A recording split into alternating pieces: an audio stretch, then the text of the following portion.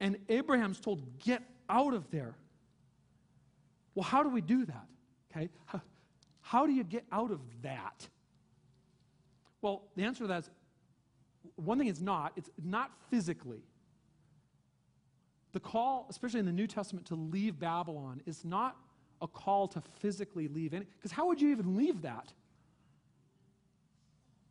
There's like one weird answer where you just move to Mars or something, it's silly.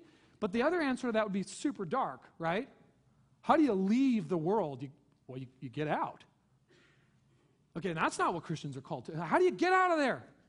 Jesus says this, and he's praying for the church in John 17. And as he prays, he's talking to his Father, and he says, I have given them your word, verse 14.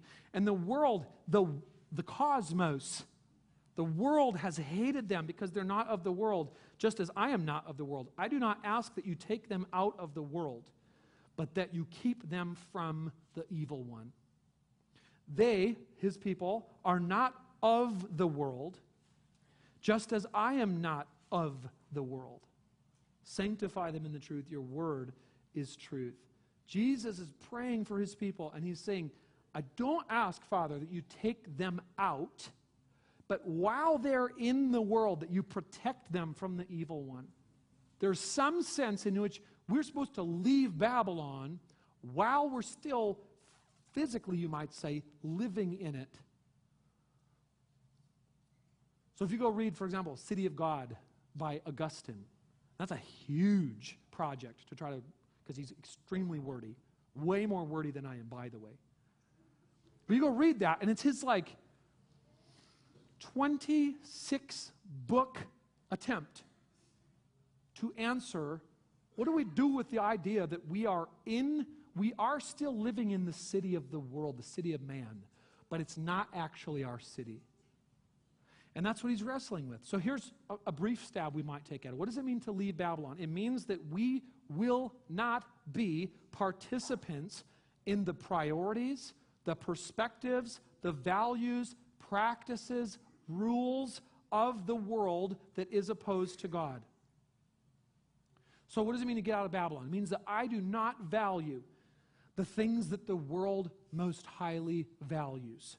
It is not my ultimate aim to attain money or possessions or status or earthly security or power or influence or fame. It's not my ultimate goal to gratify my hedonistic appetites and lusts. And I do not play by the rules that the world plays by. Let me give you a real example of how this has worked out historically in practice. This is the reason in the first 300 years of the early church, the church spread like absolute wildfire. How? Christians were murdered routinely. The church spread by the blood of Christians.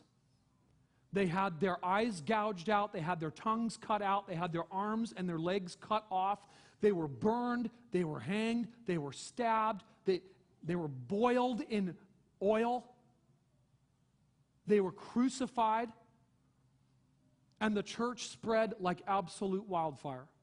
Now you can contrast that with the first 300 years in the history of Islam. And Islam also spread like absolute wildfire. How? By the blood of all of the people that they murdered if they wouldn't convert.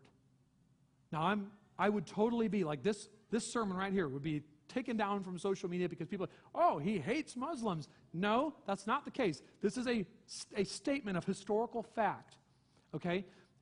And the contrast I'm drawing is this, is that the worldly playbook, for example, in the area of spreading your cause, the worldly playbook is how many people can we intimidate, bully, kill, remove?